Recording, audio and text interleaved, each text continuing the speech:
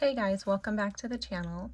Today I thought we would talk about our journey to the homestead and the influences that we've had along the way, those who've influenced us or things we've taken inspiration from, and just basically that journey. So let's go into it. Years and years ago, we had a childcare and we had a large childcare, so we always had an assistant. And it was about 2011 when I had one of the best assistants, Courtney. And she was this little petite thing, but she was so strong. She opened all my jars for me, and I always considered myself pretty strong. I've always been a tomboy, and she just was out of this world strong. And I thought, I think I maybe need to take better care of my body and start exercising and getting stronger, because this little petite thing could just beat me up, I'll tell you what. Anyway, so I decided to join a gym, and there was a gym just down the street from us, and it was called the Monkey Bar Gym, and they did body weight exercises or sometimes kettlebells, or they had monkey bars. And they were all class-based, so like high energy with all the people, and it was really fun. And they promoted kind of a whole foods plant-based diet.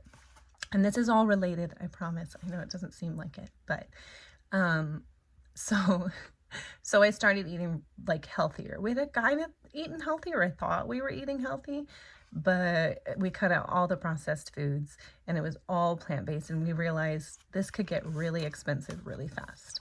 And so the whole backyard of our house was dedicated to the childcare. We had a playground and all that stuff, but we had a separate fenced off area that was the side of the house where people walked in, and I was able to do a lot of container gardens. So I thought, I'm gonna put all these containers out here and see what we can do. And so when I was doing that, of course, I went to YouTube. And so this was 2011. I don't know why I said that. I've got these notes. And that's when I joined the gym, and that's when I started eating good. I was in great shape. I lost all this weight, and I wasn't sluggish. I had more energy than ever. And with the childcare, we were open 6 to 6 Monday through Friday, and cleaning on the weekends and shopping on the weekends and getting the curriculum together for the preschool. And it was just nonstop go, go, go. And somehow I still fit in 3 times a week going to the gym. And they also offered yoga. That's when I discovered yoga, and I love yoga. Like, I don't always have time to practice it, but for about 3 years is when I was in that gym, and I found a real love for that. And anyway, so I fit that in. So somehow, on top of everything else, I went to the gym at least 3 times a week, and a yoga class. And then sometimes I went on the weekend once. And somehow I fit all that in, and I had more energy than ever. Like, I was moving my body, and I just felt so good on this food. And I thought, I've got to get more of it. Well, so for influencers, that was when I found, let's see, I tried to go back in my YouTube, people that I'm subscribed to, and I tried to see like how long I have been watching people and when maybe I started watching them. And so I know I saw The Greening of the Desert, and that was just mind-blowing. That was about when I found Jack Spirko in, I want to say 2013, 2012, somewhere in there. I know I started like some of Alan Savory's work. I think Verge Permaculture, maybe some other ones that have fell off the wayside that don't really produce anything anymore. But so those were some of the people that got me started. One of them was LDS Prepper. He used to post a lot of, he did like square foot gardening and things like that. But no matter how much I was growing in these containers, it just really wasn't a whole lot. It wasn't very much. And so, see, I'm looking at my notes. I'm trying to stay on track this time instead of wander. So, let's see. Now, the stress kind of got to us of doing the childcare. We did it for about 9 years. My husband and I got married in 2004, and I think we started the childcare in 2006. And it wasn't the kids. It was, sometimes you get those parents that just maybe they don't trust you with their kids, but they're constantly questioning everything, and which is fine. I'll answer your questions, but like, Either trust me or don't, like, you know. Then we had licensing. They were kind of the worst. They would come unannounced, and they were only supposed to come sometimes, but I don't know, I think they just didn't like me. They were coming all the time, and I was really anxious, and I didn't do anything wrong, but it's, you know, they walk around and they inspect everything, and just, if you kind of have anxiety anyway, it's like being followed by a police officer on the highway, and maybe you're not doing anything wrong, but you're still like, ooh, I don't know, am I gonna get in trouble? I don't know. It was very stressful.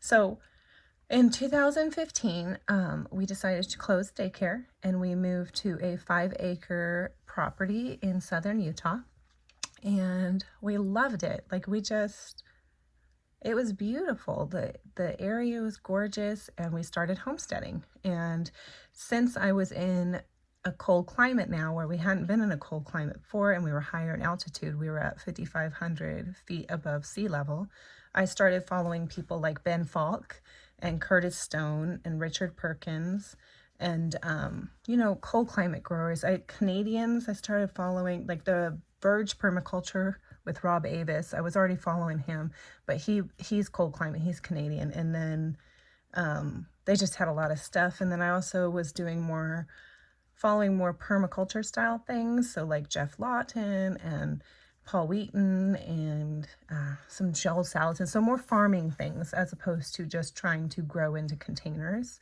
and then more closed loose systems ideas. And so we got, let's see, what came first? Chickens. I think chickens always come first.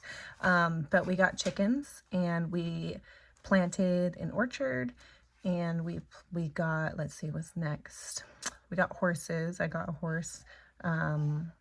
And then goats. I think goats was after that. And I was nervous about goats. We got goats for the dairy, and then I can make cheeses and things like that. And they're smaller animals to handle than a cow. And so, but I was nervous. I thought, what if I don't like these goats? I'm going to get them, and I want them so that we can have all the benefits of having goats. But what if they weird me out because they have I don't know if you guys know this, but goats have like the slit pupils. And I thought, what if that creeps me out? You know, I hadn't had any experience. I mean, horses and things, but I hadn't had any experience. Anyway, it turns out I really, really love goats. I'm the goat lady, and I'm not ashamed of it. So I got the goats. Oh, sorry. And we had milk, but then we had an abundance of milk. And I thought, what am I going to do with all this milk? And then that's when I started making goat milk soaps and lotions and things like that. More soaps than lotions, because I was so nervous about selling them. I thought, if I can't sell these, what am I going to do with it? Well, I'm going to put it on the shelf, and it's not going to go bad because it's soap. But lotions do go bad. You want to keep goat milk lotion in the fridge and things like that. But I started with soaps. And then that's a little off topic. I'm talking about the farming. But yeah, so oh geez. So those are some of the people I started watching. I saw Russell Finch's work with his greenhouse in the cold climate, where he's growing oranges, and it was completely passive. I don't know if you guys have ever seen that, but look that up, Russell Finch. And then Gabe Brown, I saw his works, and he's got a lot of talks. Like, he does a lot of farming community talks that are fun to listen to if you do it with a podcast. Dakota Cohen has an amazing farm. If you can look him up, he hasn't been posting a lot, but he has a whole, like, it goes over his whole, what am I trying to say, his farm, like a farm tour. And I really like how he harvests, I can't think of it, like the duckweed and things, and feeds it to his animals. And he had his meat studied, and actually had higher omega-3s than you would think. His pork, sorry guys, I'm getting off topic, even though I have the notes. I'm trying not to look at them because people said I wasn't making enough eye contact. So anyway, so then I was also, Mark Shepard did really cool things. He's got a full video out there, and I think it's from barren land to something. I should have written that down, but Mark Shepard, he's got a cool one too that you can look at. And I've got 2 quotes here, and they're my favorite quotes that I think of like a lot. One of them is from Jeff Lawton. It says, all the world's problems can be solved in a garden, and it's kind of true. And then there's one from Bill Molson, and it says, though the problems of the world are increasingly complex, the solutions remain embarrassingly simple. And I think that's kind of what brought us to the homesteading, not just the food, but just the simpler life. The harder life, it's a lot more things, and it's a lot more constant moving, and you have to keep up than things where it stacks up a lot faster, but it is simple, even if it is harder. It's not as complex, and yeah. So anyway, let's see. I think that brought us to the Utah, right? And then we got pigs. We also planted grapevines for like wines and jams, and we really enjoyed it there. And then what happened was, the whole time that we were doing that, so from 2015 to 2021, my husband was driving for work. He would drive out on Tuesday morning really early, and he would drive out 8 hours away to where he was working, and he would work there, and then he would work Wednesday, and he would work Thursday until the early evening, and then he would drive 8 hours home, and then he would come home and be exhausted, and he would sleep a lot of Friday, and then he was available to us for the weekend, so to speak. And that was very stressful for me and our family to have him away. There's a fly in here. To have him away from us, and it was dangerous when you think about it, to be on the road that much. We went through quite a few cars, like just killing them, because that was a lot of driving. I can't remember the miles, but it was a lot.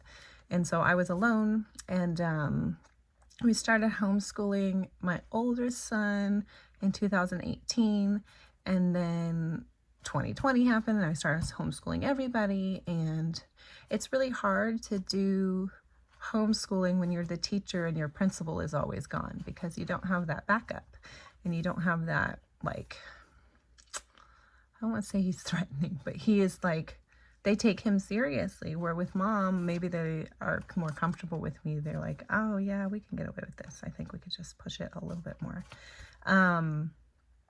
Anyway, so there was a lot of other things as well. We didn't really, when 2020 happened, we didn't really feel like we were part of a community like we had thought we were. Everybody kind of did their own thing, and I don't know, my kids, when they were homeschooling and things, they were left out of a lot of homeschooling things, because the other homeschooling kids kind of had their own tight-knit community already.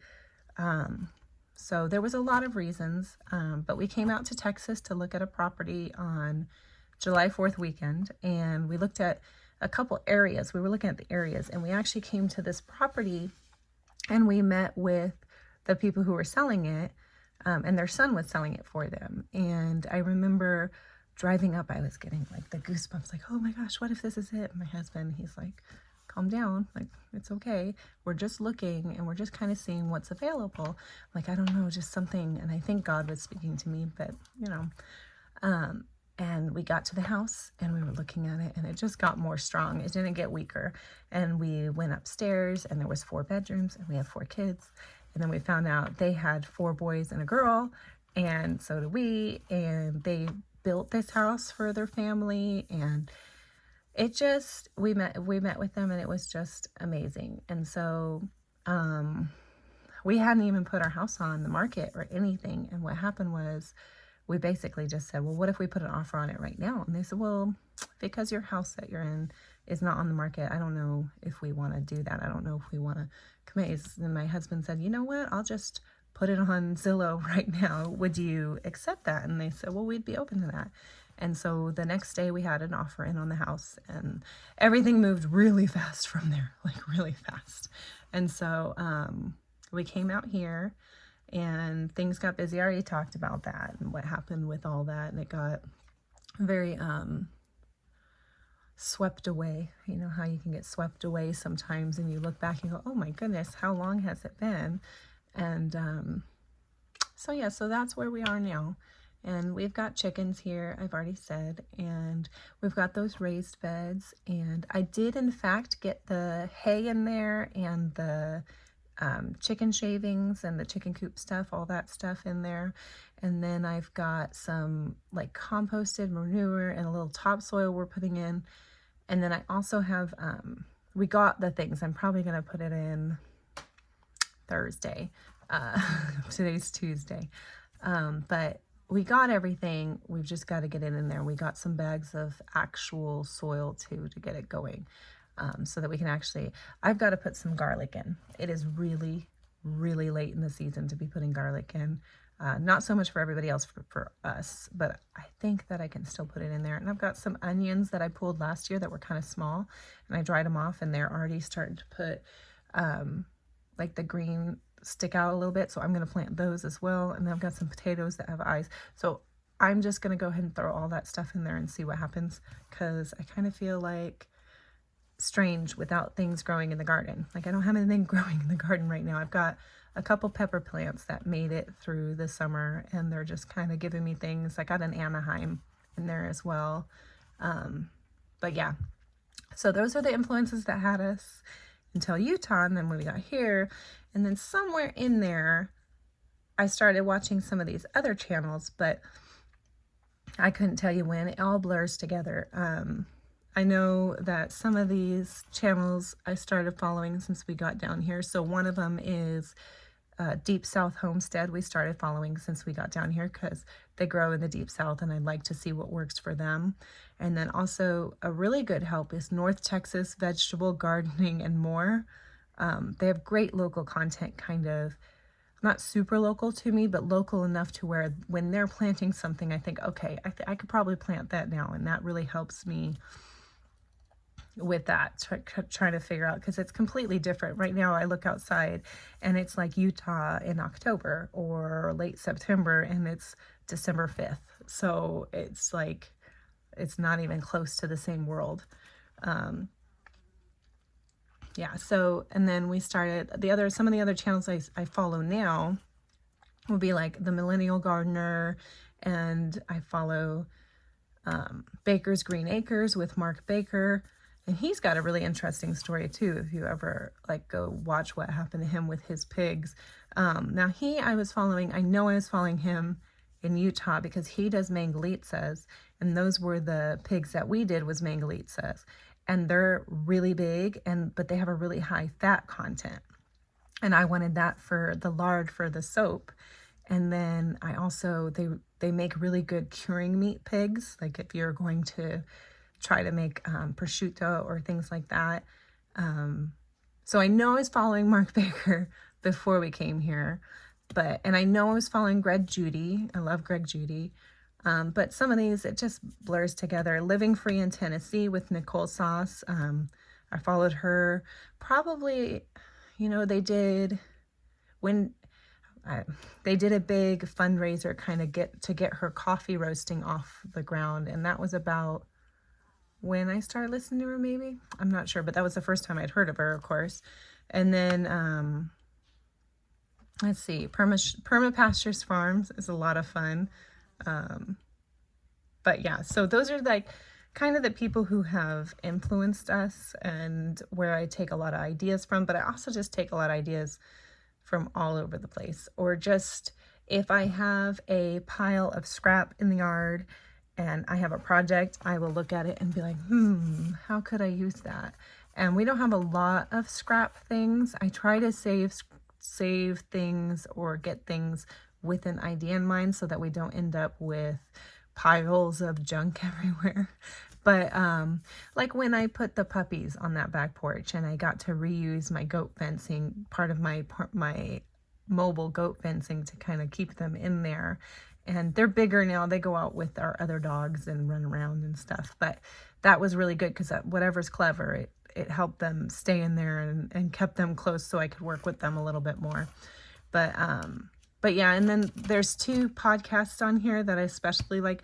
I follow other things for other subjects, but for farming and things, I really like the No-Till Growers, do some really fun interviews, and Working Cows.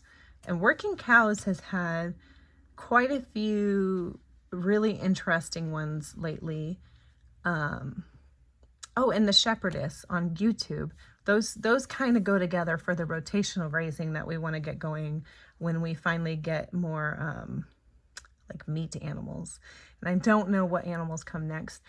I think we want to do pigs in the spring so that if we can get them started early enough, we can harvest them late next fall, early winter. There's a fly in here. ADHD, squirrel. But I don't know what comes next. But like I was saying, with the rotational grazing, the working cows and the shepherdess are two really great channels. And she does the sheep, and I would like to do sheep, but my husband's not the biggest fan of lamb, but it's store-bought lamb. So, I mean, that is completely different than what you would grow yourself. So, so those are influencers and kind of our journey to homesteading. I guess it was our journey to homesteading and then our journey here, but just some background, I suppose. And it's a very long video. I see it says 21 minutes already. But yeah, and I just I wanted to give it as kind of a give credit where credit's due, so that it doesn't seem like I'm just so brilliant. I came up with all these ideas by myself, when in reality, there's so much great content out there, and there are so many different channels that you can follow, or ideas that you can get and expound upon, or change, or just get inspiration from. And I didn't want anybody to think that anything we do on this channel is somehow that I'm saying it's just me, and I'm just like the pioneer of that. So yeah, thank you for coming along. I said we were going to do a video a week, and I did make a video last week, but unfortunately my daughter was in it, and I thought it was okay at the time, and then afterwards I kind of thought better of it, because we're not quite sure if we're going to have her be on camera with us, or if we're going to keep her out of it for kind of safety concerns. My older boys, the teenagers, they've kind of said that they don't really want to be on camera, and that's fine. Our 7-year-old and our 3-year-old, I don't know what we're going to do. So I kind of held off on that, and then the next thing I knew, it was already the next week, and I thought, you know what, it's fine. It was just a short video anyway, showing our raised beds and how we had filled them in and things. So it wasn't like that exciting, and I thought, you know, until we make a better informed decision on that, we'll just hold off, and we could always introduce you guys to them later. And you probably will see them, I would think, in some of the videos from behind and things like that, but I don't know, we live in a strange world, my friends, and it's not always a safe world for kids, and I don't need to, yeah, I don't know, we'll decide. Anyway, thank you for coming along. Thank you for watching. And hopefully we have more, maybe some outside videos. Maybe I'll switch off. Maybe we'll sit and talk like this, and we'll do an outside video and things like that. We'll see how we evolve as time goes on. Thank you. See you later.